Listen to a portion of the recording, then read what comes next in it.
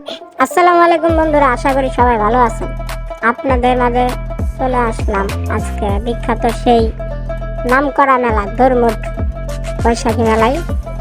তো আসলাম, ছোট ভাই বলতেছে যে ভাই ওগুলো একটাই খাও, ধোঁয়া ছাড়া বলে যায় কীভাবে, এই কারণে আসলাম। দেখি সে খাইতেছে, তৈরি করে দিচ্ছে। ও মা, এ কি ধুয়ে বেরিয়েছে, 50 টাকা পিস। সেই স্বাদ না? ও মা গো, ও মা, আবার নাক দিয়ে দেখি ধুয়ে বাড়ায়।